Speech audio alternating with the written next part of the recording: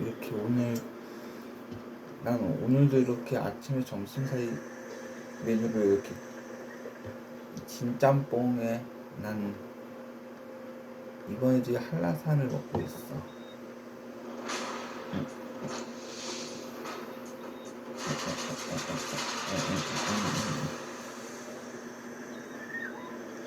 시청자 여러분 안녕하십니까. 제3회 안동시 청정주민회회 세계바둑 페스티벌 결승전을 생방송으로 전해드립니다. 해설의 이현욱 팔단과 함께합니다. 안녕하세요. 안녕하세요. 네, 드디어 결승전인데 오늘 단판 승부로 우승자를 가리게 되죠. 네, 그렇습니다. 자, 결승전, 대망의 결승전에 진출한 기사는 신민중 구단과 홍성지 구단입니다. 네, 정말 이 승부가 어떻게 될지 이틀 밤을 잠을 못 잤다 하시는 분들이 계셨는데요. 과연 이 대회 처음부터 어떻게 진행되어 왔는지 대회 개요와 대진과 함께 살펴보시죠. 안동시 판국기원, 경북바둑협회, 안동시 체육회가 주최 주관했습니다.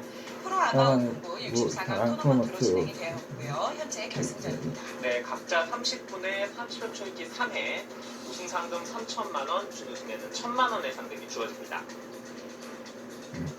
네, 말씀드렸던 대로 홍성지 구단과 신민중 구단의 결승전입니다. 정말 쟁쟁한 강자들을 물리치고 올라왔는데 이 홍성지 구단은 4강전에서 준결승전에서 최정 구단에게 이제 승리를 거두고 올라왔는데 사실 부담감이 상당히 있는 바둑이었죠. 그렇습니다. 네, 홍성지 구단이 어떻게 보면 좀 본의 아니게 악역을 맡았는데 자, 그 부담감을 떨쳐내고 결승전에 진출했고요.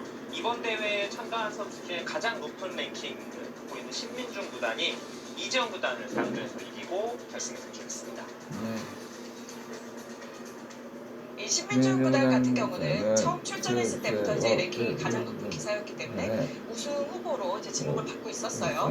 이제 홍성지 구단의 경우 신민중 구단과 결승전에서 맞붙게 되었는데 이 선수도 이미 타이틀을 획득했던 적이 있는 선수지 않습니까? 그렇습니다. 네, 물가정 고백 기전에서 당시에 1인자였던 이세돌 구단을 이기고 타이틀을 차지한 적이 있어요.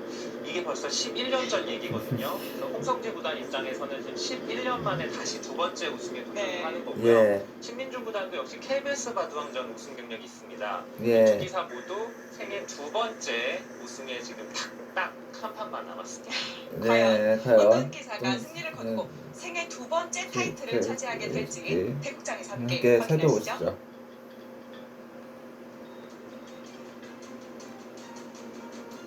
네, 지금 현재 오른쪽에 신민중 구단입니다. 왼쪽에 홍성지 구단이 입장을 했는데요. 홍성지 구단은 항상 시간을 좀 맞춰서 들어오는 것을 선호하는 편이라 느긋하죠? 원래입니다. 느긋하고요. 자, 지금 돌을 가린 결과 신민중 구단의 흑번으로 지금 결정이 난 보이죠? 네, 오늘의 2패 노영화 구단님이십니다.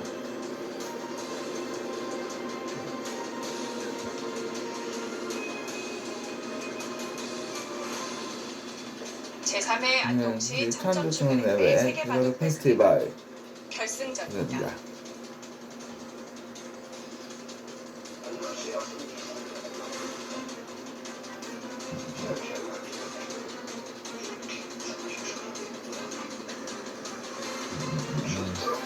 네, 홍성지 구단입니다. 홍성지 구단입니다. 네. 2001년도에 저희가 물가정 고백 우승을 했다는 말씀을 드렸는데 그 이후로도 정말 랭킹을 꾸준히 10위권, 20위권에서 유지하고 있는 그런 기사입니다. 날씨가 갑자기 쌀쌀해져서 홍성지 구단 많이를 걸치고 왔는데 잠시 또 벗어드네요. 신민중 구단입니다. 오늘 눈빛이 예사롭지 않네요. 입을 꽉 다문 모습이 인상적인데요. 자, 한국 바둑 랭킹 3위입니다. 신진서, 박정환, 그 다음에 신민준이에요. 이 1, 2, 3 펀치 중에 한 명인데요. 이번 대회 가장 높은 랭킹을 갖고 있습니다. 제한 시간은 각자 30분에 30초 초읽기 3회가 주어집니다. 돌을 가린 결과 신민중 구단의 흑번으로 이제 시작이 되었고요. 두 선수는 딱 3번을 만났어요. 그래서 신민중 구단 기준으로 2승 1패로 이제 앞서 있는데요. 2번은 바둑리그, 그리고 한 번은 농심배 예선전에서 만났는데 공교롭게도 이 3번 모두 흑을 가진 쪽에서 잘 들어갔습니다. 오늘 오늘도 도를 가린 결과 신민철 구단의 흑번인데요. 과연 이 좀 징크스라고 해야 될까요? 징크스라고 이것을 해야 계속 될까요? 이어나가게 될지 굉장히 궁금해지네요. 자, 지금 4강전하고는 뭔가 좀 다르죠.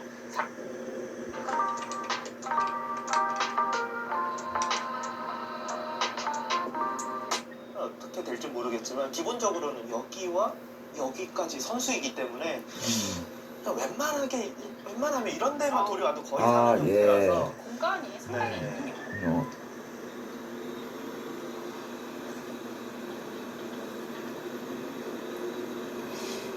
아까는 김민희 선수의 볼이 부풀어 있었는데 지금 송혜련 선수의 볼이 볼이 부풀어 부풀어 있습니다. 있습니다. 네, 아주 귀여운 그런 소리입니다. 네.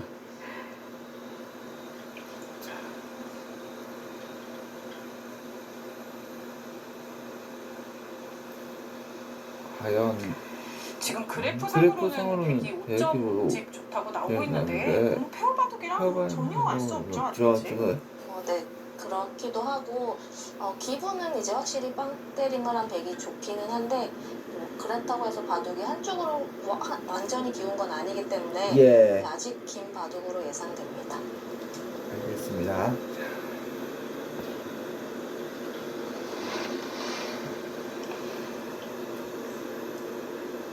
백도 당연히 이제 중앙을 어딘가 두긴 둬야 될 것 같은데 뭐 어떤 행마를 할지에 대해서 지금 20년 파워팀에서 좀 고민을 하는 것 같네요. 그러게요.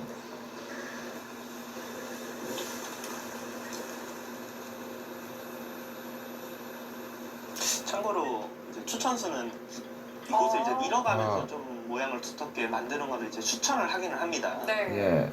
오히려 이제 우변 집은 이미 집으로 붙여줬으니 마저 다 하라는 뜻일까요? 네, 맞아. 그냥 이런데 둬서 아예 그냥 이런데 젖혀서 그냥 모양을 정리하라라고 추천은 하는데요. 네. 예. 물론 뭐 충분히 둘 수도 있는 수지만 흙이 여기 젖히게 되면 궁도가 좀 없어지기 때문에 백 입장에서는 뭐 늘거나 뭐 좀 모양 형태로 이런데 한 칸 띄는 거 이런 수도 생각해 볼 수 있을 것 같습니다. 네. 네.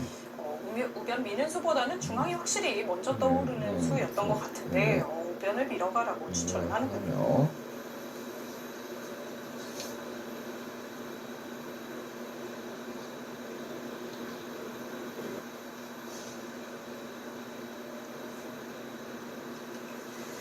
요즘에는 이제 뭐 페어 시합이 공식 시합이 사실 사실상 없잖아요. 네. 근데 예전에는 뭐 아시안 게임에 이 페어 종목이 있을 정도로 선수들의 페어 연습도 가끔 중요 대국에서 하긴 했었는데 예. 예전에 이제 이세돌 구단이랑 이슬아 선수 네. 두 선수 모두 지금 이제 한국 바둑에서 이제 활동하고 있지는 않지만 이 두 선수가 페어를 이루어서 이제 대국을 했을 때 한 번은 이제 순서를 어기면 벌점이 있어요. 예. 벌점이 있는데 대마 싸움이 걸려서 사실 벌점이 전혀 의미가 없는 바둑이 됐었습니다. 그렇죠. 네. 근데 그때 이제 대마 싸움이 됐는데 정말 한 수만 딱 급소 같은 데만 두면은 상대의 대마를 잡는 거예요. 아하. 그때 이세돌 구단이 이슬아 선수 차례인데 그냥 둬버렸어요. 네. 벌점 둬버렸다. 사실 아무런 의미가 없는데 그렇죠, 그렇죠. 혹시라도 거기 급수를 안 혹시. 둘까봐. 아. 네.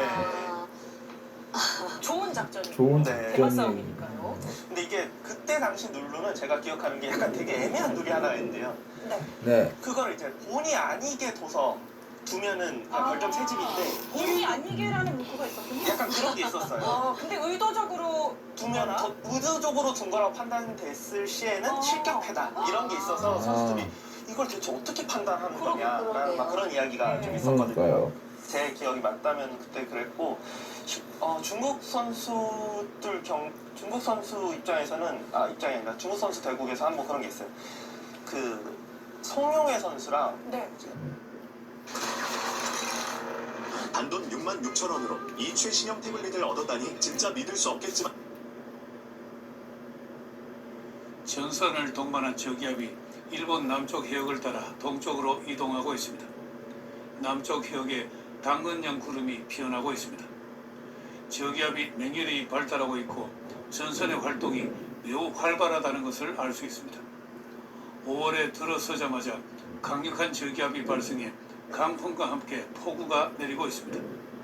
5월의 폭풍 메이스톰이 쓸고 지나가고 있습니다.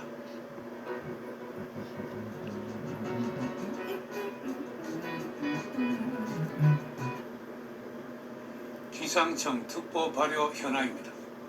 5월 1일 금요일 06시 기준입니다. 대한민국의 한가운데 충청 내륙과 경북 내륙에 건조주의보가 내려져 있습니다. 주말에 한 차례 비가 내리면 이 건조주의보는 해제되지 않을까 기대해 봅니다. 울릉도 독도의 강풍주의보, 동해 남동해역에 풍랑주의보가 예비특보로 발표되었습니다. 일본 남쪽을 저기압이 통과하고 있고 그 영향이 남동해역에 나타나고 있습니다. 5월 1일 금요일입니다. 이제 5월이 되었습니다. 올해도 이제 3분의 1이 지나갔습니다. 저기압이 급발달하면서 일본을 통과하고 있습니다. 5월에 들어서자마자 격렬한 폭풍입니다. 이렇게 저기압이 급발달하는 원인은 무엇인가? 그것은 상층에 있습니다. 차가운 한기를 가진 상층 전리저기압 때문입니다. 500헥토파스칼, 상층 5,500m 기온입니다. 편서풍에서 떨어져 나온 전리저기압이 우리나라를 지나 일본까지 내려왔습니다. 편서풍에서 떨어져 나왔기 때문에 매우 차가운 한기를 가지고 있습니다. 한기로만 된 저기압이기 때문에 할렌 저기압이라고도 합니다. 마이너스 25도의 매우 차가운 한기의 핵을 가지고 있습니다. 우리나라도 이 전리 저기압의 영향으로 기온이 대폭 떨어지게 됩니다. 상층에 이렇게 차가운 한기가 있으면 대기가 매우 불안정해집니다. 북쪽 차가운 공기와 남쪽 따뜻한 공기 사이의 온도차가 커지면 대륙 활동이 활발해지고 저기압이 발달하게 됩니다. 저기압 서쪽에서 한기가 내려오고 저기압 동쪽에서는 난기가 올라옵니다. 이 한기와 난기가 충돌하여 저기압이 폭발적으로 발달하게 됩니다. 저기압 중심에 등압선 간격이 좁아 매우 강한 바람이 붑니다. 봄이라고 방심하기 쉽지만 5월 역시 기상 변화가 매우 큰 역동적인 시기입니다. 때로는 5월에도 강력한 저기압이 통과해 태풍과 맞먹는 강풍과 폭우를 동반하기도 합니다. 그래서 5월의 폭풍 메이스톰입니다. 우리나라 남부지방 한 곳을 찍어보니 17m/s가 나옵니다. 순간적으로 태풍급의 강풍이 붑니다. 강풍주의보는 내려지지 않았지만 곳에 따라 매우 강한 바람이 붑니다. 5월은 봄에서 여름으로 넘어가는 시기입니다. 1년 중 야외 활동을 하기에 가장 쾌적한 달입니다. 따라서 5월은 계절의 여왕으로 불립니다. 그러나 아직 북쪽 찬 공기가 남아있습니다. 북쪽 찬 공기와 남쪽 따뜻한 공기가 충돌하면 저기압이 발생하고 험악한 날씨가 되기도 합니다. 5월 3일 일요일입니다. 저기압이 지나가자 또 저기압이 다가옵니다. 5월에 들어서자마자 하루 걸러 저기압이 발생하고 있습니다. 이번 저기압은 중심이 우리나라를 지나가고 있습니다. GFS와 아이콘 모델입니다. 이제 내일 모레로 다가오자 저기압 통과 위치가 거의 같아졌습니다. 저기압이 우리나라 남부지방을 통과할 것 같습니다. 저기압 통과 시각도 거의 같아졌습니다.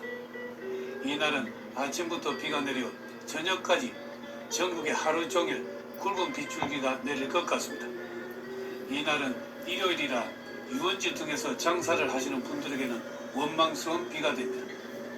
그러나 농사를 준비하는 분들에게는 고마운 비입니다. 비는 와야 됩니다. 비가 오지 않으면 인심이 각박해집니다. 그런데 그 날짜를 선택할 수는 없습니다. 이날은 남쪽에서 수증기를 잔뜩 머금은 따뜻한 공기가 강하게 흘러 들어옵니다. 특히 제주도와 남해안 중심으로 강한 바람이 불 것 같습니다. 5월 4일 월요일입니다. 저기압은 빠르게 이동해 홋카이도까지 이동해 갔습니다. 전선의 비구름이 길게 오키나와까지 뻗어 있습니다. 이때까지도 강원도 영동지방에 비구름이 걸려 있습니다.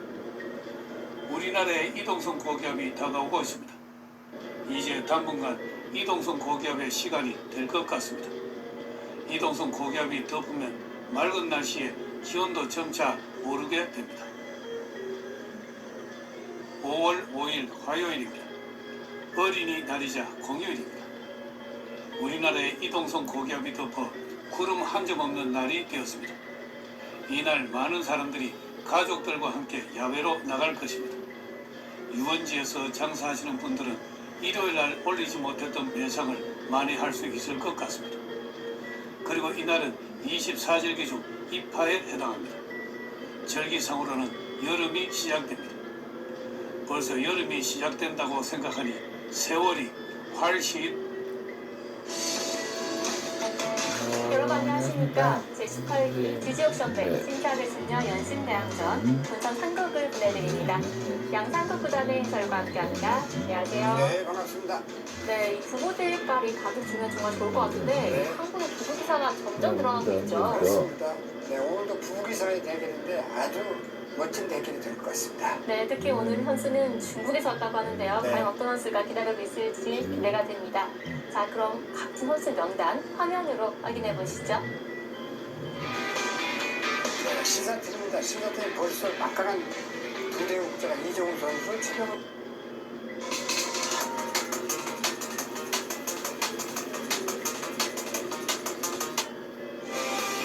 23-24 하나은행 엠지바둑 슈퍼매치 16강 7번째 경기 보내드립니다. 박정상 해설위원과 함께합니다. 안녕하세요. 안녕하세요. 16강 7경기는 신진서 선수와 강민규 선수의 대국인데요. 이 Z세대의 끝판왕이 등판합니다. 맞습니다. 오늘은 Z세대의 원투펀치가 등판하는 날입니다. 그 중에서도 신진서 구단 같은 경우에는 이 Z세대의 끝판왕이자 세계 1인자라고 할 수 있는 선수이기 때문에 네. 오늘 뭐 아주 강력한 모습을 보여줄 것으로 기대가 되고 또 한편으로는 상대인 박민규 선수 23-24 하나은행 엠지바둑 슈퍼매치 16강 세 번째 경기 전해드립니다. 백공석 해설위원과 함께합니다. 안녕하세요. 안녕하세요. 네, 이번 경기 Z세대 시드를 받게 된 김은지 선수가 출전합니다. 상대는 김진희 선수인데요. 두 선수 모두 비범한 선수입니다. 굉장히 속기를 능하고 피셔 방식에 능한 그런 네. 선수이고요. 또 팬들께서 가장 좋아하는 김은희 선수의 출전이기 때문에 또 많은 기대를 하고 있습니다. 그렇습니다. 자, 16강 세 번째 경기 보기에 앞서 먼저 대회 개요부터 정리해드립니다. 네, 엠지바둑 슈퍼매치는 M세대와 Z세대로 나뉘어서 참가를 받았는데요. M세대는 81년생부터 96년생까지, 또 Z세대는 97년생부터 2010년생 출생자를 대상으로 합니다. 그래서 이 예선전도 M세대와 Z세대를 나눠서도 선발을 했어요.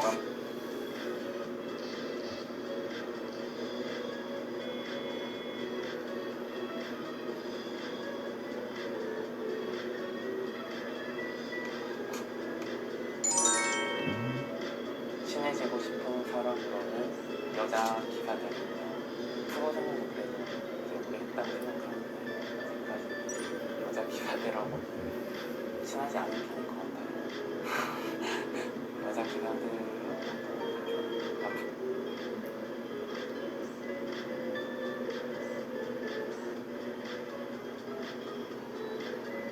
가 종료가 됐습니다. 오늘부터 2기 소팔코사놀 최고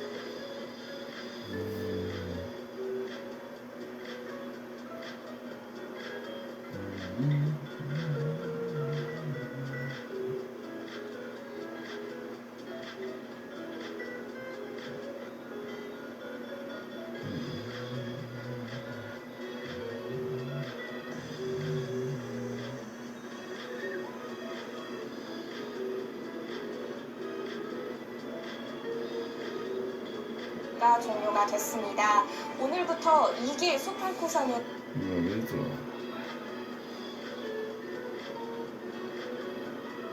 선발전이 있다면 역시 2회 대회부터는 선발전이 있다는 거겠죠.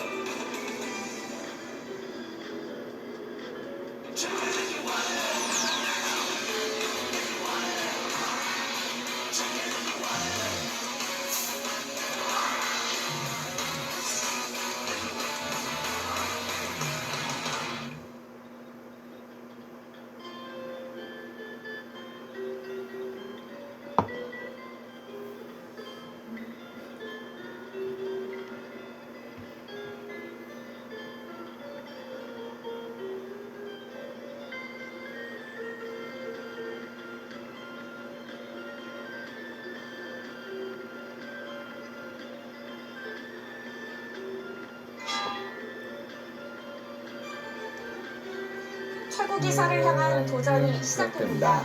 제2기 수팔코사노 최고기사 결정전 선발전입니다. 해설의 안영준 프로와 함께하겠습니다. 안녕하세요. 안녕하세요. 네, 수많은 화제를 낳으며 진행됐던 제1기 수팔코사노배가 종료가 됐습니다. 오늘부터 2기 수팔코사노 최고기사 결정전의 선발전이 시작이 되는데요.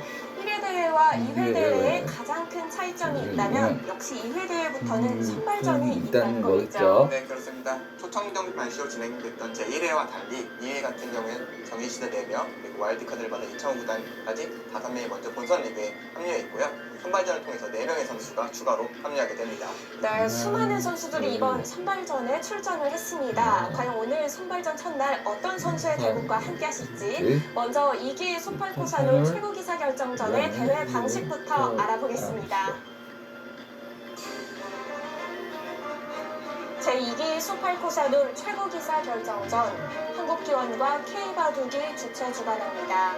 이번 선발전을 통해서 본선 풀리그에 진출할 4명의 선수를 선발하고요. 1차 선발전과 2차 선발전으로 나눠지는데요. 1차 선발전에는 참가 선수 243명이 출전을 했 제1회 스팅률 13 바둑 챔피언십. 젊은 프로 기사들의 꿈과 열정으로 만들어갑니다. 안녕하세요. 캐스터 상민이입니다. 오늘 해설에는 조희선 해설위원과 함께합니다. 안녕하세요. 네, 안녕하세요. 네, 오늘의 메인 대국은 김은지 선수와 김승진 선수의 대결인데요. 쉽게 무너지지 않는 김은지 선수를 상대로 김승진 선수가 어떤 전략을 준비했을까요? 네, 김은지 선수는 초중반이 굉장히 강하다고 많이 알려져 있기 때문에 김승진 선수가 아무래도 바둑을 후반으로 이끌어가면서 승부를 길게 가지 않을까 이렇게 예상을 해봅니다. 네, 두 선수 모두 응원하도록 하겠습니다. 그럼 예선 대국 현장 먼저 보여드리겠습니다. 제1회 스팅률 13 바둑 챔피언십 예선 대국 현장입니다. 상당히 많은 선수들이 참가를 했고요. 젊은 선수들이 예선전부터 굉장히 각축전을 벌였습니다. 네. 제1회 스팅률 13 바둑 챔피언십 젊은 프로 기사들의 꿈과 열정으로 만들어갑니다. 안녕하세요. 캐스터 상민이입니다. 오늘 해설에는 조희선 해설위원과 함께합니다. 안녕하세요. 네, 안녕하세요. 네, 오늘의 메인 대국은 김은지 선수와 김승진 선수의 대결인데요. 쉽게 무너지지 않는 김은지 선수를 상대로 김승진 선수가 어떤 전략을 준비했을까요? 네, 김은지 선수는 초중반이 굉장히 강하다고 많이 알려져 있기 때문에 김승진 선수가 아무래도 바둑을 후반으로 이끌어가면서 승부를 길게 가지 않을까. 2024 닥터즈 여자 최고기사 결정전 보여드리도록 하겠습니다. 해설의 조인선 해설위원과 함께합니다. 안녕하세요. 네, 안녕하세요. 독보적인 여자의 최정 선수와 차세대인 김은지 선수가 결승전에서 만났습니다. 최근 김은지 선수의 퍼포먼스가 올라오면서 세대 교체 얘기도 나오고 있어요. 네, 그렇습니다. 최정 왕국을 대항한 예상하는 김은지 선수가 굉장히 무섭게 성장하고 네. 있고요. 또 이번 닥터지에서 또 3번기 대결인 만큼 팬분들도 또 기사들도 굉장히 귀추를 지목하고 있습니다. 그렇습니다. 많은 네. 관심을 끌어모은 결승전인데요. 이 두 선수의 결승전 네. 5번째 만남입니다. 먼저 대회 정보부터 또 살펴보시죠. 2024 닥터지 여자 최고 기사 결정전. 대회 방식은 8강 토너먼트, 그리고 승자조와 패자조 나눠서 치릅니다. 결승전은 선번기로 진행이 되고요. 대국 규정은 시간 유정 방식으로 각자 1시간에 1시간 30초가 주어집니다. 우승 상금은 4천만 원, 준우승 상금은 2천만 원입니다. 대진표 살펴보겠습니다. 이제 승자조와 패자조 나눠서 치러지는데요. 승자조에서 패한 선수가 이제 패자조로 넘어가서 이제 결승 제47기 SGV 한국일보 명인전 8강 경기를 베스트 초점곡으로 보내드리겠습니다. 해설의 홍우진 해설위원과 함께합니다. 안녕하세요. 8강에서 여자 랭킹 2위 김은지 선수와 전체 랭킹 4위 변상일 선수가 만났습니다. 객관적인 평가로는 변상일 선수가 조금 앞서 있지만 절대 방심할 수 없는 상대가 바로 김은지 선수이기 네, 때문이죠. 그렇습니다. 김은지 선수가 최근에 정말 폭발적인 성장세를 보여주고 있거든요. 네. 그리고 또 제가 알기로는 바둑계에서 거의 제일 열심히 하는 선수입니다. 그렇기 그렇군요. 때문에 아무리 예. 변상일 선수가 최상위 랭커지만 절대 방심할 수 없는 그런 한 판이 되겠습니다. 네, 알겠습니다. 과연 오늘은 어떤 내용을 보여줬을지 네. 궁금해지는데요. 먼저 대회 정보부터 짚어드리겠습니다. 제47기 일찍이 SGV 한국일보 명인전 8강 경기를 베스트 초점곡으로 보내드립니다. 네, 홍문진 해설위원과 함께 하시죠. 안녕하세요. 안녕하세요. 8강에서 여자 랭킹 2위 김은지 선수와 전체 랭킹 4위 변상일 선수가 만났습니다. 객관적인 평가로는 변상일 선수가 조금 앞서 있지만 절대 방심할 수 없는 상대가 바로 김은지 선수이기 때문이죠. 네, 그렇습니다. 김은지 선수가 최근에 정말 폭발적인 성장세를 보여주고 있거든요. 네. 네. 또 제가 알기로는 바둑계에서 거의 제일 열심히 하는 선수입니다. 그렇군요. 그렇기 때문에 아무리 변상일 선수가 최상위 랭커지만 절대 방심할 수 없는 그런 네, 판이 알겠습니다. 되겠습니다. 그렇습니다. 과연 오늘은 어떤 내용을 보여줬을지 네. 궁금해지는데요. 먼저 대회 정보부터 더 살펴보시죠. 제47기 명인전 정기 시드 2명, 후원사 시드 2명, 예선 통과자 12명이 16강 토너먼트를 펼칩니다. 패자조와 승자조가 나눠져서 치러지는데요. 패자 부활전 방식이 있다는 것이 이 명인전의 특징이죠. 네, 그렇습니다. 대국 규정은 각자 100분, 초읽기는 1분 3회, 점은 6집 단입니다. 우승 상금은 7천만 원, 7천만 원. 상금은 2,500만 원입니다. 되겠습니다. 네, 이 명인전은 승자조와 패자조가 나눠서 대회가 진행이 됩니다. 먼저 승자조부터 살펴보면 이지현 선수가 문민정 선수를 꺾고 먼저 4강 진출에 성공했습니다. 네, 지금 명단을 보면은 8강의 그 면면이 굉장히 화려합니다. 일단 이지현 선수가 먼저 4강에 진출을 했고 차례차례 좀 보면은 최정 선수, 박종원 선수, 그리고 이창호 선수와 신진서 선수, 그리고 오늘 중계를 해드릴 변상일 선수와 김은지 선수까지 정말 바둑 팬분들이라면 너무나도 좀 재밌어 할 만한 그런 대국들이 연달아 이어지고 있습니다. 네, 그렇습니다. 그렇습니다. 8강에 빅매치가 많이 성사되는데요. 그 중에서도 가장 빅매치라고 볼 수 있는 변상일 선수와 김은지 선수의 대국 보내드리겠습니다. 패자조 대진표입니다. 승자조에서 패한 선수가 바로 이 패자조로 넘어와서 이제 결승까지 올라가는 방식으로 진행이 되죠. 네, 아무래도 다른 대회에 비해서 한 번의 기회가 더 있기 때문에 패자조에서 한 번 졌지만 그래도 패자조에서 다시 신기일전에서 결승까지 올라갈 수 있기 때문에 이런 제도도 굉장히 좀 프로기사들에게 많은 호응을 받고 있습니다. 그렇습니다. 두 선수 비교해 보겠습니다. 변상일 선수가 1997년생, 김은지 선수가 2007년생으로 두 선수의 나이 차이는 10살 차이가 나네요. 랭킹 차이도 조금 납니다. 변상일 선수가 전체 랭킹 4위, 김은지 선수는 전체 랭킹 27위에 자리하고 있습니다. 네, 변상일 선수는 여전히 세계대회에서 우승하고 계속 세계대회에서 좋은 모습을 보여주면서 한국을 대표하는 선수로 여전히 지금 잘 싸워주고 있고요. 김은지 선수는 이제 폭발적인 성장세를 통해서 계속해서 좀 좋은 모습을 보여주고 있고 앞으로 더욱더 기대가 되는 그런 선수입니다. 네, 김은지 선수 주요 성적을 살펴보면 우승, 준우승 경력이 화려한데요. 오늘 변상일 선수를 만나서 어떤 모습을 보여줄까요?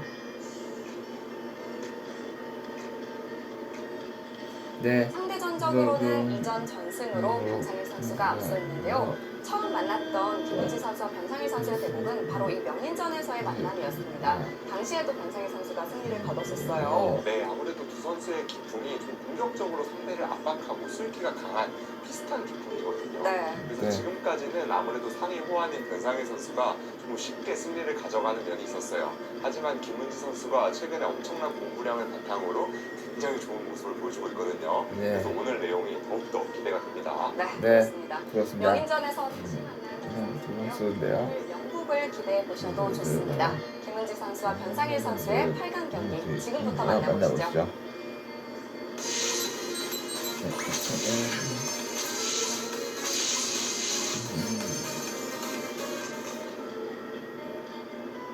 제한 시간은 제47기 S집의 한국일보 명인전 8강 빅매치 보내드리겠습니다.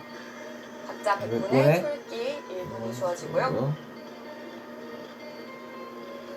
자, 오늘은 변상일 구단의 흑으로 시작이 되네요. 김은지 선수와 변상일 선수의 대국.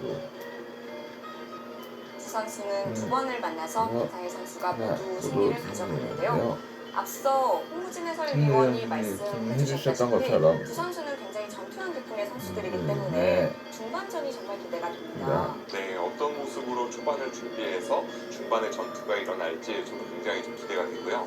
그래서 저는 이 두 선수가 대결을 딱 붙었다고 했을 때 일단 돌가리기부터 정말 재밌더라고요. 그래서 과연 누가 흙을 잡아줄지, 흙을 잡아서 어떤 공격적인 포진을 좀 선보여줄지 벌써부터 기대가 됐는데 변상일 선수가 6번으로 시작을 하게 됐고 어떤 포석을 좀 준비해왔을지 기대가 됩니다. 그렇습니다.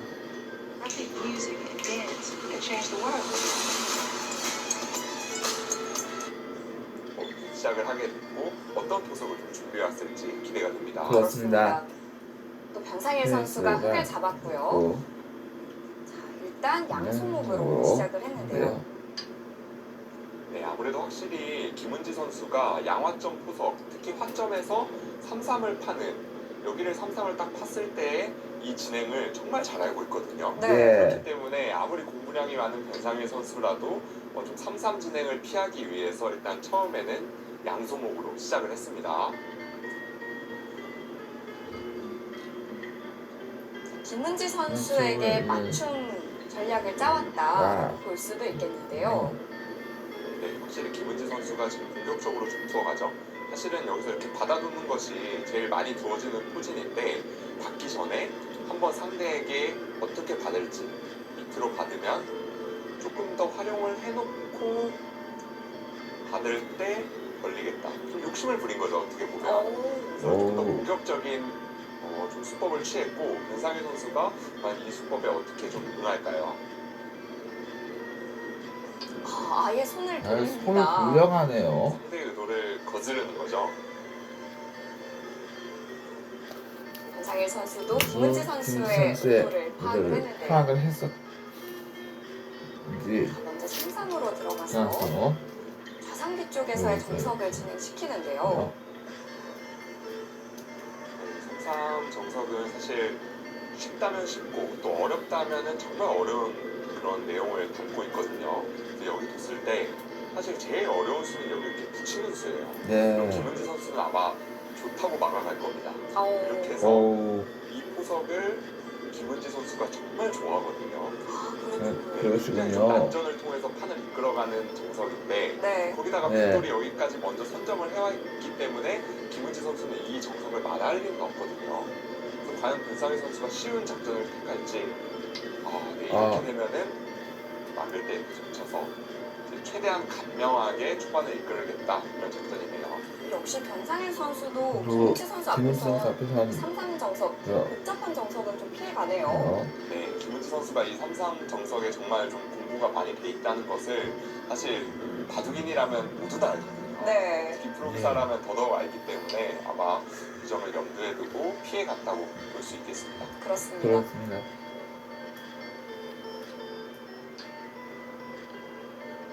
그래서 좌상기 쪽에서는 비교적 쉬운 진행이 됐고요. 이제 김은지 선수는 상변 쪽을 막아가면서 상변을 키워갑니다. 네, 이제는 이 두 가지 정도 선택이 눈에 띄는데요.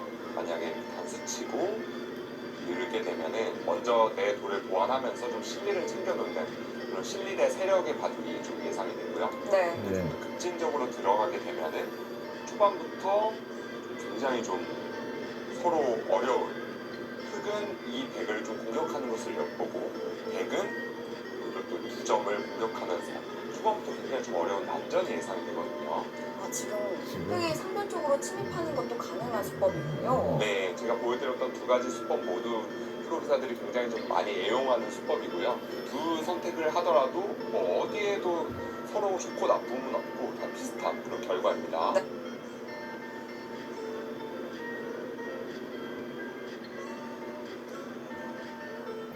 쪽이요.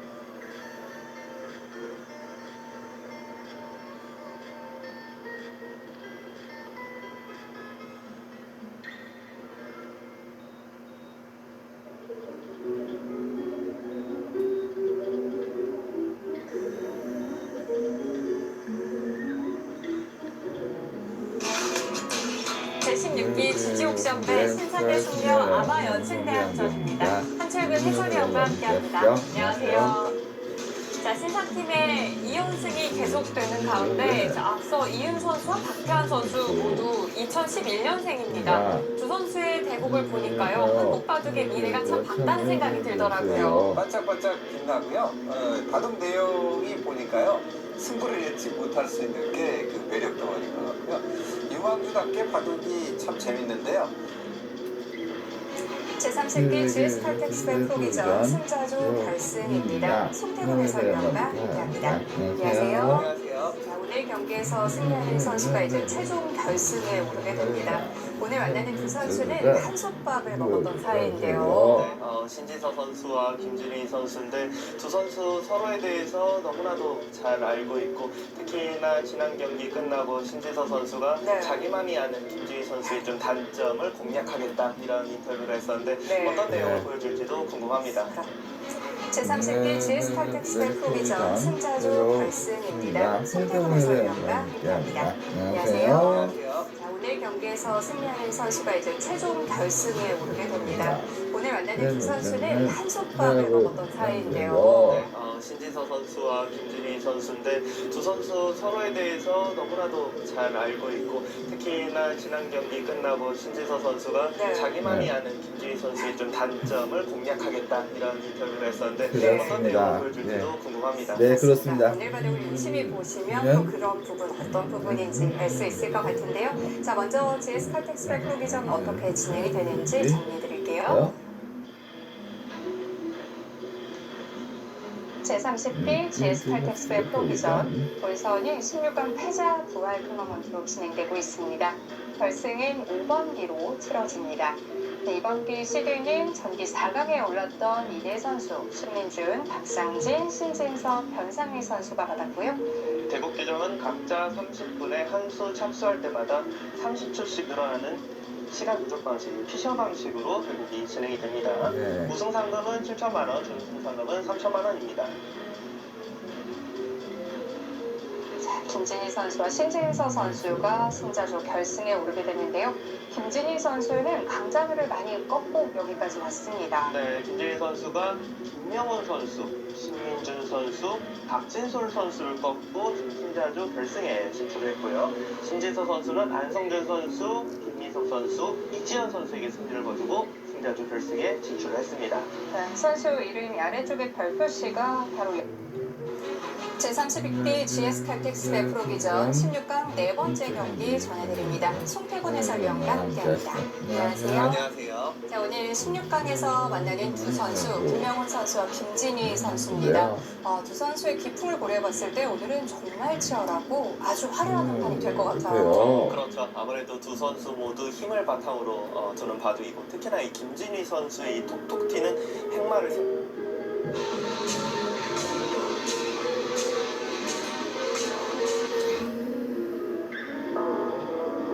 바둑 기사들에게 물었습니다. 당신에게 GS 칼텍스배는 어떤 의미인가? 뭐 가장 애정을 갖고 있는 기전입니다. 글쎄 어렵네요. 첫 도전? 도약이다. 저에게 GS 칼텍스배는 성장의 대회였다고 생각하고요. 네, 정말 행운의 기전이라고 생각합니다. 1995년 테크롬배 프로기전이라는 이름으로 창설되어 혼란했던 세계말을 LG정유배라는 이름으로 헤쳐나왔고 21세기 바둑사와 함께 도도하게 흘러온 물결이었습니다. 이름이 바뀌고 방식은 바뀌었어도 명예와 긍지만은 한결같았던 GS 칼텍스배 프로기전 우승의 서사도 각양각색입니다. 결승에서 바둑 황제를 꺾은 원년 우승자 일진의 유창혁 8년에 걸쳐 5번을 정복한 신산 이창호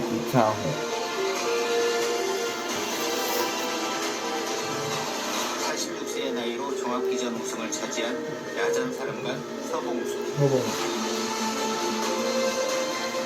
최명호는 의인아 유희와의 남교습 대결 결승전을 펼친 끝에 입단 10년 차의 감격적인 첫 우승을 거두기도 했죠. LG정유배 시절부터 3번 우승한 이세돌 이창호의 3연패를 저지한 최철환 2연패를 기록한 박용까지 결승에만 3번 진출했지만 우승은 한 번에 그친 조한선 그런 조한선을 꺾은 3년 후배 원성진 박정환이 이 대회에 한 번밖에 우승하지 못한 것도 의외입니다.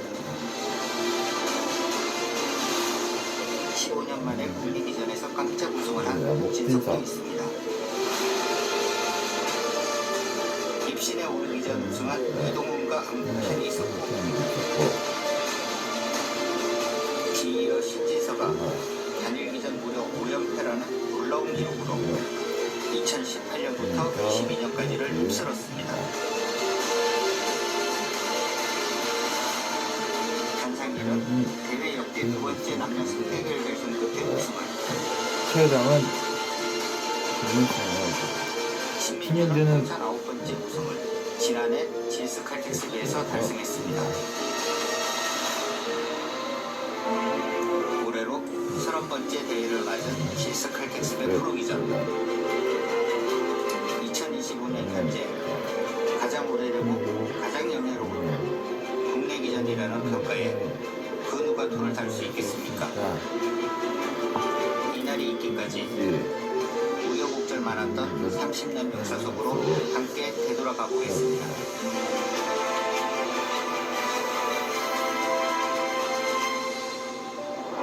(1995년에) 제가 저랬었나요?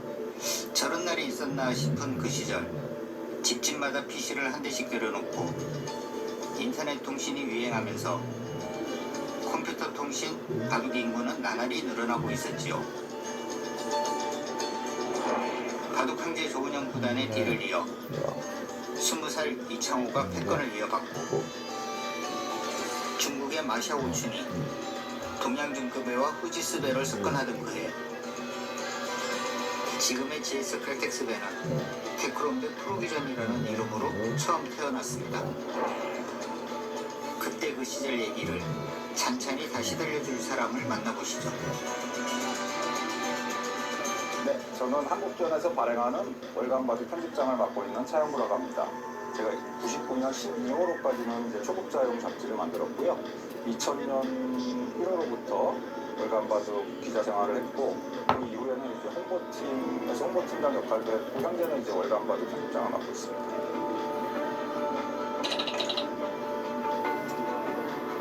현재 이제 GS 칼텍스배가 올해 30주년을 맞이했는데요. 95년 창설 당시에는 테크롬배라는 명칭으로 대회가 만들어졌습니다. 95년도가 한국 현대바둑 50주년 해거든요. 그 당시 한국기원 명예 이사장을 하고 계셨던 조남철 선생님께서 한국 현대바둑 50주년에 맞는 이벤트를 찾으셨던 것 같고요. 그 와중에 이제 바둑을 좋아하셨던 당시 호남정유 대표를 하셨던 허동수 대표님께 대회 창설을 부탁하셔서 대회가 만들어진 걸로 알고 있습니다.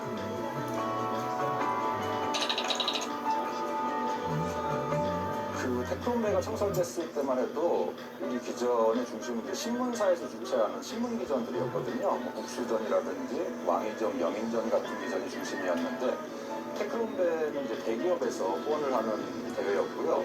당시 총 규모가 2억 원이었고 우승 상금이 3천만 원이었는데 당시 중앙일보에서 주최하는 왕의전이라는 기전의 우승 상금이 3천만 원으로 가장 컸거든요. 테크론배가 만들어지자마자 가장 큰 규모의 기전이 됐기 때문에 한국 바둑을 대표하는 기전으로 이렇게 출범을 했다고 생각을 합니다. 그때 당시 한국기원 소속 기사가 132명이셨는데 5분을 제외한 기사분들이 참석을 하셨어요. 96%가 넘는 그 참석 비율은 현재까지도 레전드로 남아있는 그런 엄청난 참석률이었고요. 대구가 굉장히 컸기 때문에 기사분들한테는 그런 출전 의욕이 생기지 않았나 싶습니다.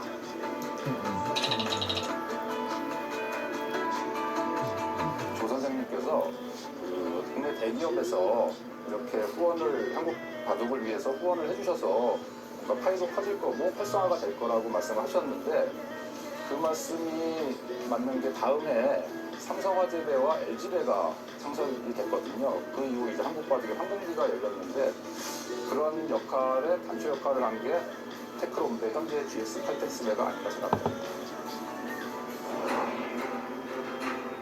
창설 당시부터 국내 기전 중 최고의 우승 상금을 자랑하던 이 대회는 16강 토너먼트의 결승 5번기 방식이었습니다.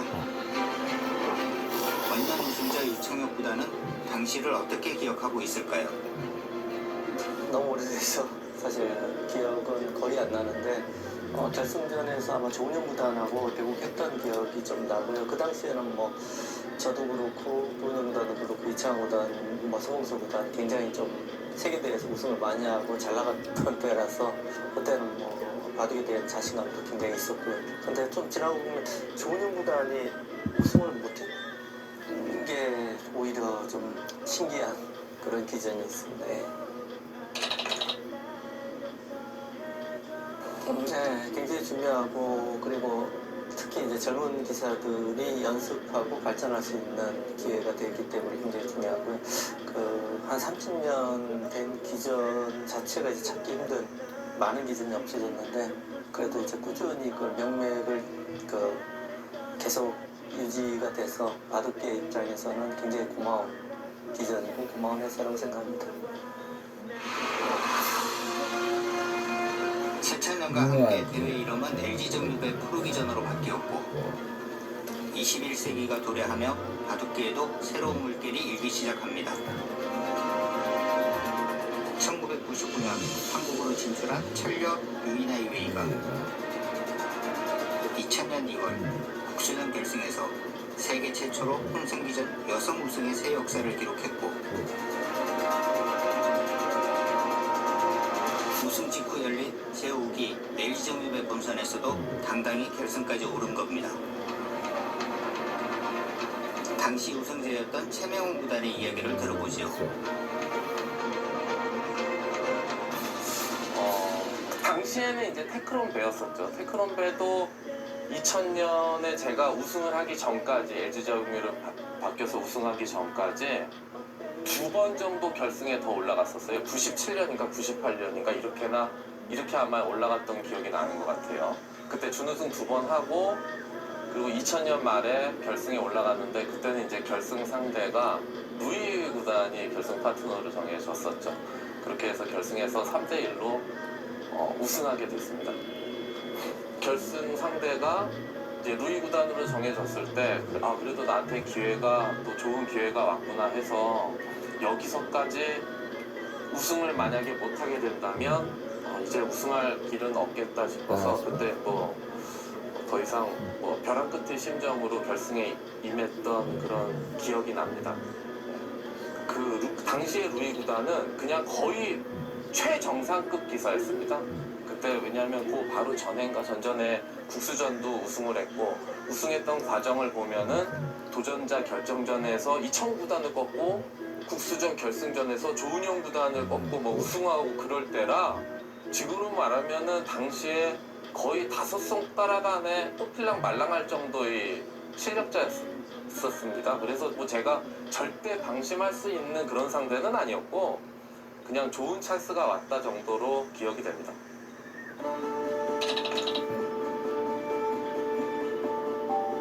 그때 우승을 아마 못했으면 영영 우승을 못했을 수도 있지 않을까. 왜냐면 제가 우승한 거는 그거 한 번뿐이었거든요. 나머지는 뭐 세계대회 결승까지 합하면 9번인가를 준우승했거든요. 그렇기 때문에 지금 돌이켜보면은 뭐 처음이자 마지막 이제 우승이었다고 할 수 있고, 그때 상당히 그래도 우승하고 나서 기쁘기도 했지만 좀 이제 그래도 일단 한숨 돌렸다라는 그런 느낌이 좀 있었습니다.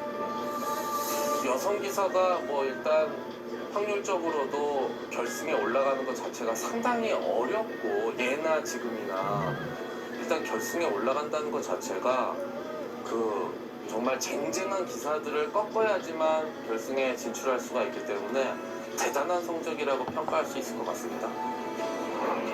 V9의 구단이 결승에 진출한 2000년 제5기 LG정립의 프로기전. 그로부터 무려 23년 후 최정 구단이 28기 GS 칼텍스배 결승에 오릅니다. 너무 기쁘고요.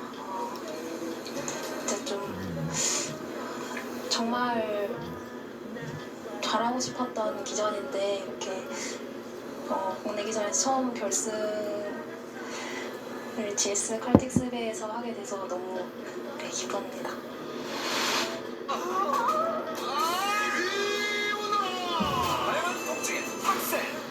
보험의 모든 걸 하나로 뭉치면 보험.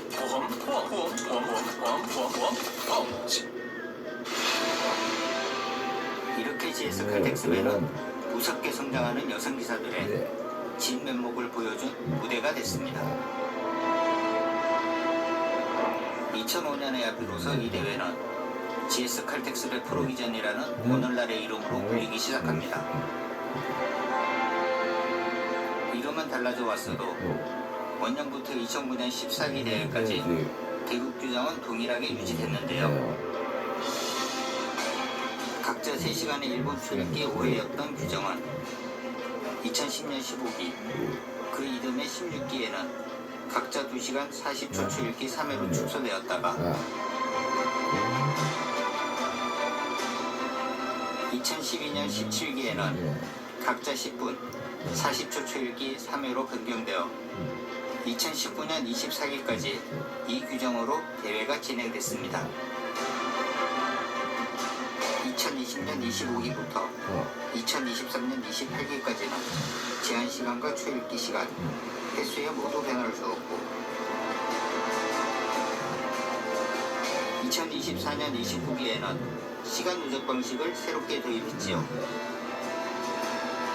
이렇게 트렌드를 빠르게 반영하고 바둑 팬들의 요구에도 민감하게 반응해온 덕분에 GS 칼텍스배는 30년간 바둑 팬들에게 변함없는 사랑을 받을 수 있었습니다.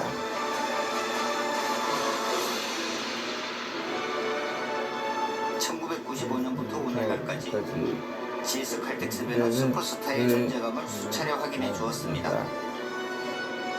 동시에 수많은 다크호스들이 맹위를 떨치는 무대가 되기도 했는데요. 최고의 슈퍼스타는 대회 최다 우승 타이 기록자 이창호와 신진서일 겁니다. 신진서는 23기에서 27기를 5연패하며 국내 선수권전 당시 단일 기전 최다 연속 우승이라는 놀라운 기록을 세웠지요. 일단 처음 우승이 굉장히 어려웠던 것 같고요. 나중에 이제 좀 어려웠던 적도 있고 생각보다는 좀 수월하게 우승한 적도 있는 것 같고요. 가장 어려웠던 건 이제 역시 이세돌 선수가 결승전이랑 또 중간에 변상일 선수와 결승전이 두 번 다 5구까지 갔는데 특히 변상일 선수와 대부분 좀 중간에 포기할 뻔한 순간도 있었던 것 같고 선수권전 5연패라는 게 지금 생각해보면 어떻게 했나 싶은 것 같아요. 제가 2016년부터 좀 어떻게 보면 긴 슬럼프가 있었는데 이세돌 선수한테 5경기 승부를 이겨냈다는 게 결국 중요했던 것 같고요. 만약에 졌다면 좀 더 스너프가 길어졌을 수 있을 것 같고 그 다음부터는 이제 좀 이제 성장하면서 뭔가 더 성숙한 모습을 보여드렸던 것 같아요. GS 칼텍스 내에서도 선수로서는 당연히 후원사에 감사한 마음과 팬들한테 감사한 마음이 있어야 된다고 생각하고요. GS 칼텍스 대 같은 경우는 사실 조금 더 이제 기사들한테 친화적인 대회라고 생각하는데 다른 팀도 있었고 또 허동수 이사장님이 이제 오랫동안 바둑계 응원해주신 것도 있고 선수들도 당연히 GS 칼텍스에 굉장히 감사한 마음 많이 갖고 있는 것 같아요. GS 칼텍스배는 다코스들이 활약하는 대회로도 유명합니다. 2기, 3기의 아쉬운 준우승 끝에 5기 대회에서 우승한 최명훈이 그랬고 2015년 20기 대회에선 개동 북진석이 15년 만에 종합기준 최정상에 섰습니다. 한 달 지났지만 아직도 어제 있는 것처럼 생생하고요. 지금도 가끔씩 생각해보면 정말 우승을 했나라고 느껴질 정도로 좀 실감이 안 날 때가 있습니다. 그만큼 오래 기다렸던 우승이라 더 기쁨이 컸던 것 같아요. 그만큼 기쁘고 또 앞으로 더 잘해야겠구나라는 책임감도 느낍니다. 이듬해 21기에선 윤찬이가 입단 9년 5개월 만에 처음으로 종합기전 결승에 올랐지요. 2017년 22기 대회에선 안국현이 김지석을 꺾고 감격의 첫 우승을 기록했습니다.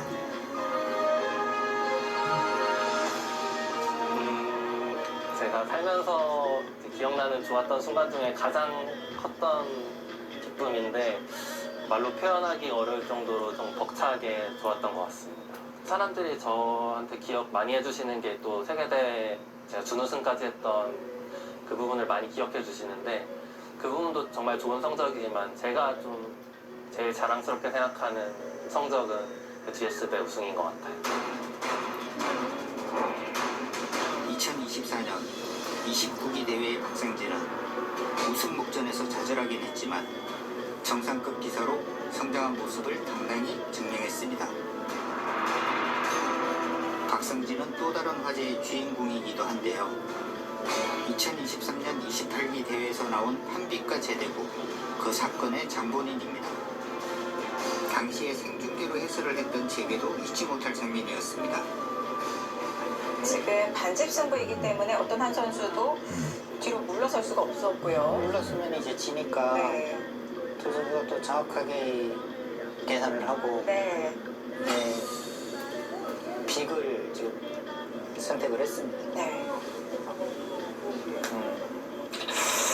그때 걔는 거의 마지막에 이겼다고 생각하고 있었는데 못 보고 있었던 부분이 있어가지고 저기 치면은 이거 4패빅인가 하면서 생각하다가 그럼 내 3패빅이겠네 하고 또 이러면 어떻게 되는 거지? 그렇게 생각하다가 이제 또 바로 제대국을 두더라고요. 그래서 졌던 기억이 있습니다. 제대국에서. 저도 사실 거기가 졌다고 생각했었는데요. 4패빅이 남부선수 사실 상대가 물러나면 졌나 이러고 있어가지고 사실 이게 물러나도 오히려 이렇게 무승부가 돼서 제대국 되게 가겠던 것 같아요. 이 두 선수가 올해 다시 맞붙습니다. 그때보다는 박상민 선수 훨씬 더 잘하고 쳤으니까 많이 약해졌기 때문에 이번에 좀 힘들 것 같습니다.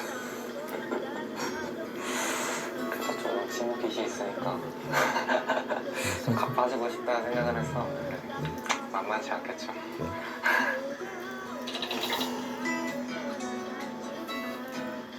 박상민 선수는 저번에 결승 올라갔으니까 뭐 잘할 수 있겠죠. 하나님도 올해 본선 많이 올라가시길 바라겠습니다.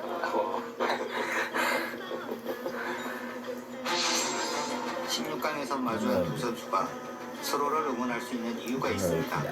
30기 GS 칼텍스를 풀기 전에 또 한 번 변화의 바람이 불었기 때문입니다. 단판 승부의 승자만이 결승까지 가는 대신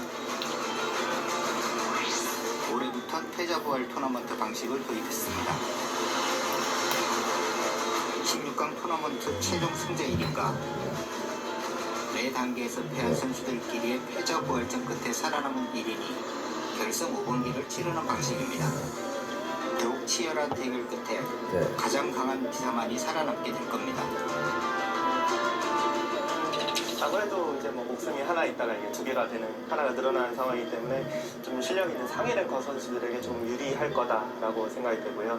예전에 이제 타 기전에서 이제 신지서 선수가 대회를 우승하는 데 있어서 목숨이 두 개일 필요가 있을까라는 생각을 했던 적이 있었지만 막상 있다 보니까 자기가 그 혜택을 많이 받는 것 같다라는 이야기를 한 적이 있는데 아무래도 뭐 우승을 목표로 하는 선수들, 이 선수들에게 좀 유리한 제도가 아닐까 이렇게 생각을 합니다.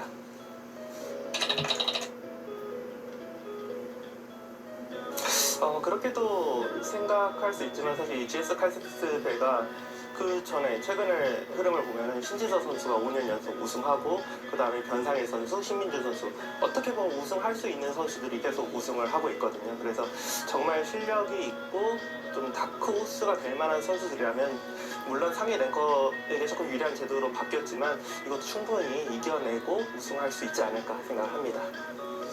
어떻게 보면 패자 부활전까지 생긴 이 상황에서 신진서 선수를 잡을 사람은 이게 제가 보는 관전 포인트예요.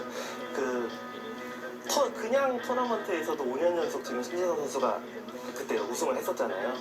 그게 진짜 말도 안 되게 힘든 건데 패자 부활전까지 생기면서 어떻게 보면 한 목숨이 더 생긴 상황인데 과연 신진서 선수를 누군가 잡고 과연 우승을 할 수 있을지 그게 제가 생각하는 관전 포인트입니다. 지난 1월에는 296명의 프로기사가 참여해 치열한 예선을 치렀고 모두 12명의 기사가 본선 진출을 확정했습니다. 스미레 선수가 예선 결승까지 진출해 이번에도 여성 기사의 약진을 볼 수 있나 했더니 아쉽게 본선에는 못 왔습니다. 익숙한 이름들 사이 모처럼 종합기전 본선에 오른 선수도 보입니다. 이변이 생기기 어려운 패자부활 토너먼트에서 과연 이번에도 다크호스가 슈퍼스타가 되는 기적을 목격할 수 있을까요? 예선 통과자에 본선 시드를 받은 4선수가 합류해 본격적인 토너먼트는 오는 3월 5일에 시작됩니다.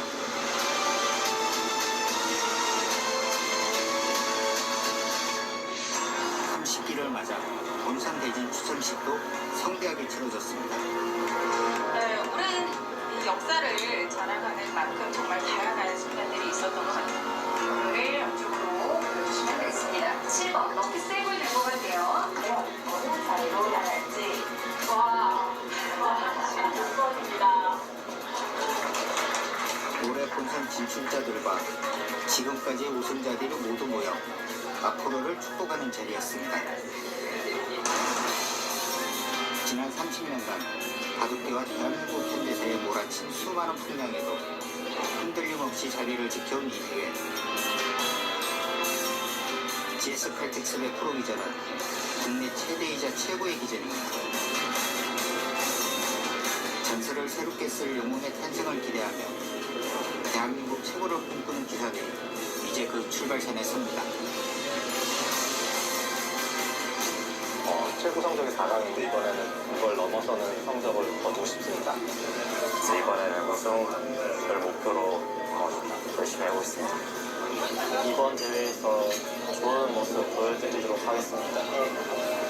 최선을 다해서 우승할 수 있도록 노력하겠습니다.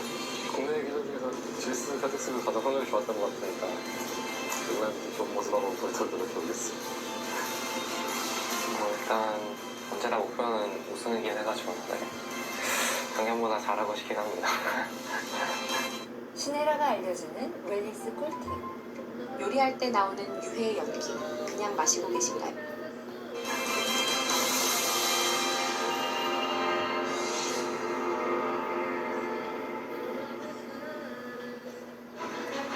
제30기 GS 칼텍스배 프로기전 개막전 전해드립니다. 김영원 해설위원과 함께합니다. 안녕하세요. 안녕하세요. 10년이면 강산도 변한다고 하는데요. GS 칼텍스배는 30년이란 앞서 우리 프로님의 나레이션 정말 잘 들었습니다.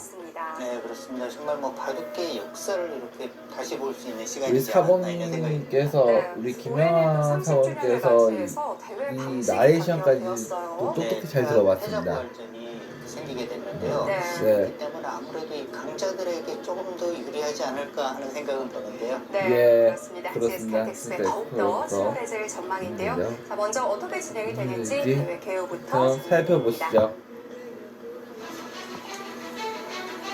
네, 본선은 16강 패자 부활 토너먼트로 진행이 됩니다. 결승은 5번기로 치러지고요. 전기 시드, 신민준, 박상진, 신진서, 변상일 선수가 받게 됐습니다. 시간 누적 방식입니다. 각자 30분, 추가 시간 30초가 주어집니다. 우승 7천만 원, 준우승 3천만 원.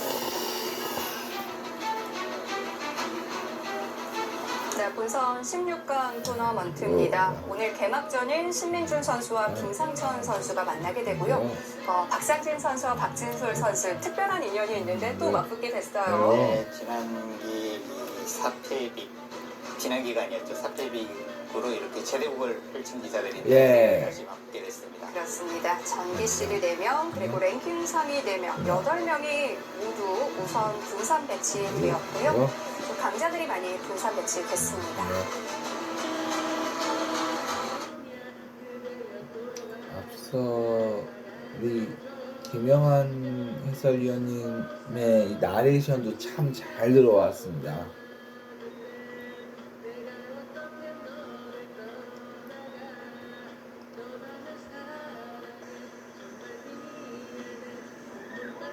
구두가 좋아졌어요.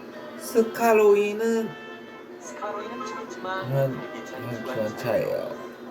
자기가 좋아하는 것을 돌아다닐 걸 뭐요? 좋아하죠. 너무 좋아하죠. 거대한 자, 그리고 중에 깊어 있는 다리를 걷는 것도 또 엄청 좋아합니다. 높은 언덕에도 스카로이가 내가 좋아하는 곳이 아주 많죠. 부두에 갈 때가 있죠. 스카로이는 부두만큼은 너무 싫었어요. 너무 시끄럽고 막을 수 없거든요. 부두에선 자기가 너무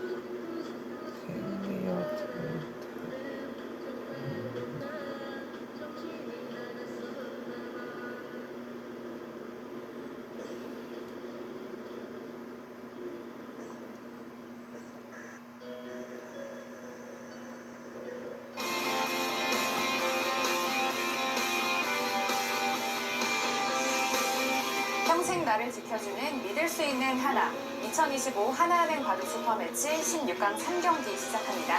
박정상 해설위원과 함께합니다. 안녕하세요. 안녕하세요. 네, 16강 3경기 신진서 선수와 홍성지 선수의 대결입니다. 이 신진서 선수가 요즘 지는 법을 잊었습니다. 그렇습니다. 지난해 말부터 20연승을 기록 중에 있습니다. 국내 대회, 세계 대회 가리지 않고 연승 질주를 이어가고 있는데요. 이에 맞서는 홍성지 선수, 물론 힘든 상대를 만나긴 했습니다만 그래도 홍성지 선수가 최근에 회복세에 있는 만큼 오늘 재미있는 대결이 될 것 같습니다. 그렇습니다. 연승 가도를 달리고 있는 신진서 선수에게 홍성지 선수가 어떤 모습을 보여줄까요? 16강 3경기 보기에 앞서 먼저 대회 개요부터 정리해드립니다.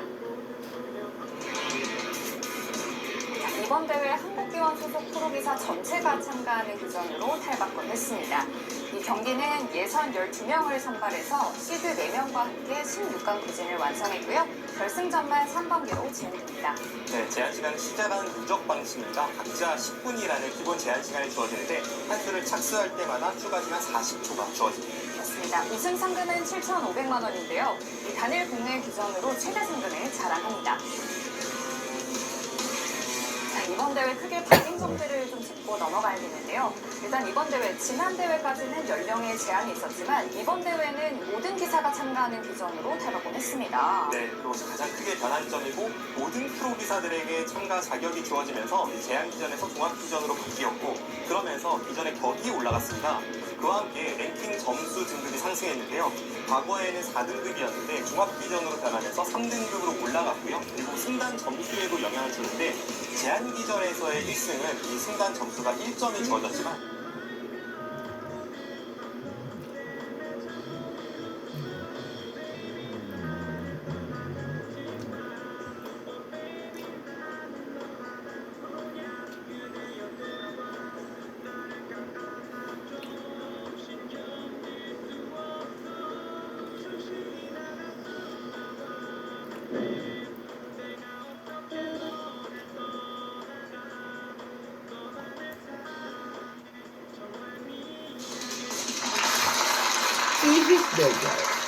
지식 대결 무한 열정 정확히게 MC 소개합니다.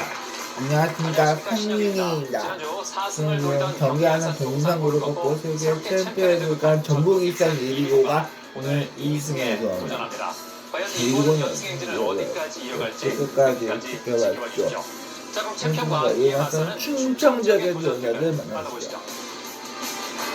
지식 대결 무한 열정 장학 퀴즈.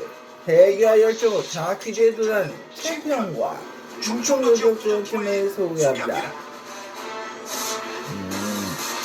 4연승에 도전한 안산동상고를 저지하고 새롭게 챔피언에 달려온 전북 익산 1위고 한결의 황준석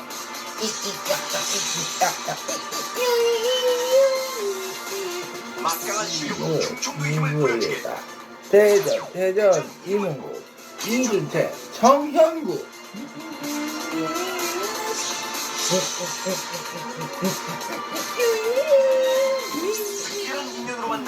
학생의 유쾌한 장학교육 충북청원고 이순연 황승원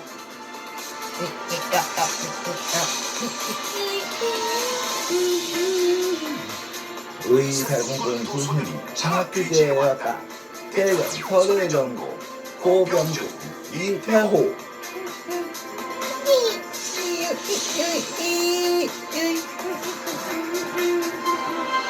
과연 챔피언은 누가 될 것인가?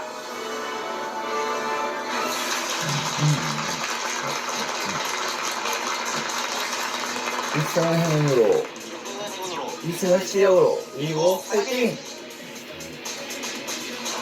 이렇게 영유야 배우는과 아자 세계를 향해 미래를 꿈꾸며 은빛 청호가 왔다. 화이팅!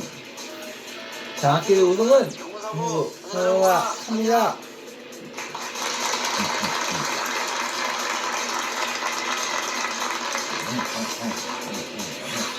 라운드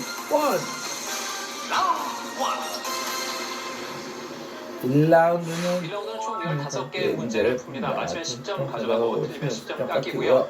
한국사 문제는 추가 점수가 걸려 있습니다. 1위와 200점 차이가 나면 탈락합니다. 즉시 탈락합니다. 문제입니다.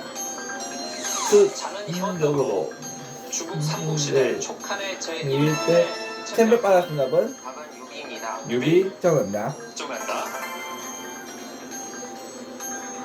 완전 공동점으로 예를 들어 도에서 바로 다음 높은 도까지 챔피언 답은 답은 옥타브입니다. 옥타브 처음입니다.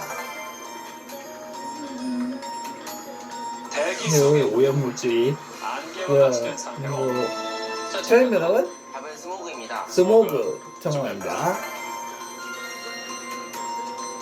강원님이 강릉과 대전 이문고 답은 원주 정답입니다. 다음 문제입니다. 판소리에서 급하고 분주한 대목이나 절정을 묘사할 때 쓰이는 가장 많은 충북 청호 답은 끼모리 장단 정답입니다. 플라비우스 투기장으로 불렸던 이탈리아 로마의 거대한 원형 챔피언 답은 답은 콜로세움입니다. 콜로세움 정답입니다. 문제를 받기 위해 또 챔피언 답은 우대기 정답입니다. 이제 20점을 살아서 한국사 문제들입니다. 조선 세종시기 유교 윤리를 보급하기 위해 만든 책이다. 유교 덕목의 모범이 될 만한 효자 열려 충신의 이야기를 그림으로 그리고 설명을 따라 챔피언 답은 답은 삼강행실도입니다. 삼강행실도 정답입니다.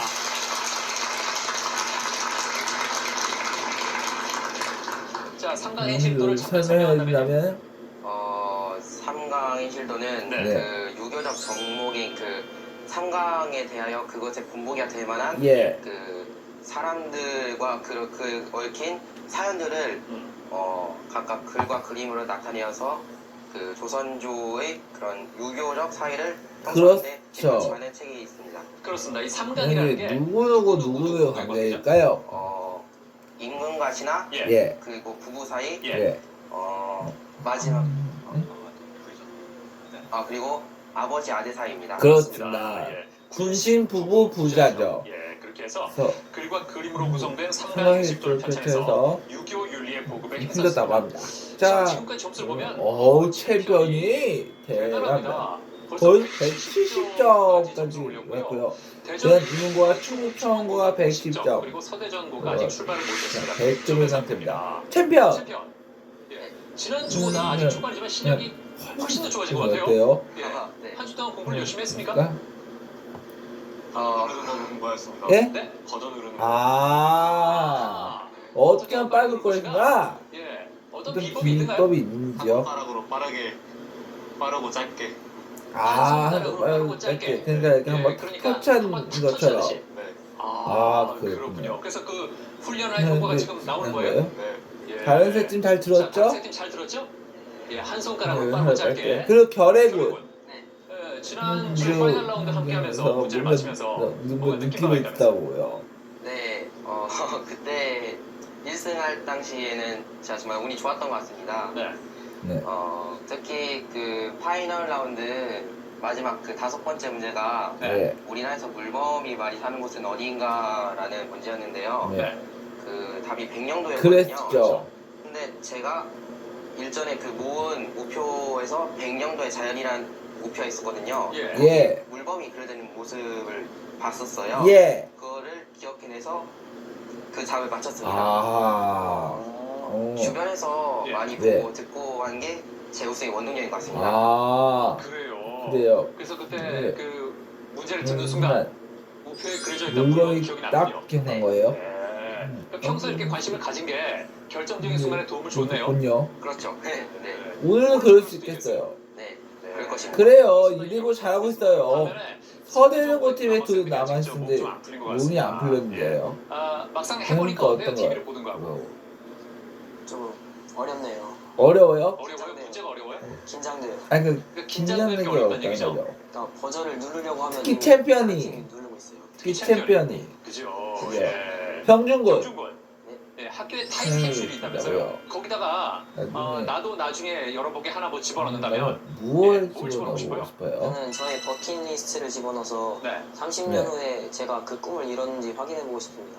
버킷리스트. 예, 어떤 게 있을까요? 그 명단에. 저는 10개국을 한번 세계 일주해보고 싶습니다. 10개 나라를 그래서 나중에 꺼낸다면 제가 다 갔는지 한번 확인해보고 싶습니다. 또 의미가 있겠네요. 좋습니다. 자, 장학 퀴즈는 고등학생 여러분들의 참가 신청을 기다리고 있습니다. 같은 학교 친구와 한 팀이 돼서 최대 7연승 3천만 원의 장학금에 도전해 보십시오. 다음 문제 드리겠습니다. 이것은 위액 속에 있는 소화 효소다. 충청고답은 펩신입니다. 펩신. 정답입니다.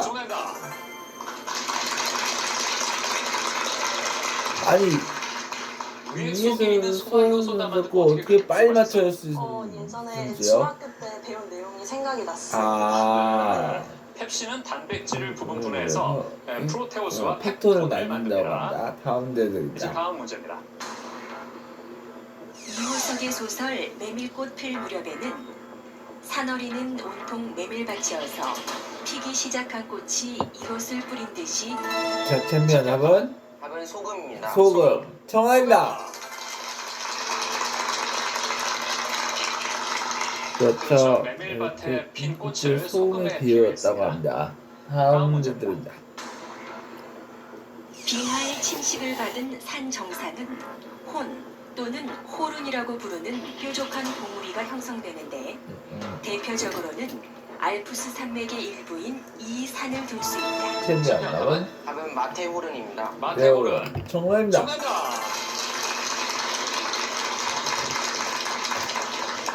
예, 스위스와 이탈리아의 국경에 위치하고 있다고 합니다. 이제 다음 문제입니다. 이것은 사람을 포함한 거의 모든 생물에서 중요한 에너지원으로 쓰인다. 자, 이번에 서정고답은 정답은 포도당입니다. 포도당. 정답입니다. 네, 그렇죠.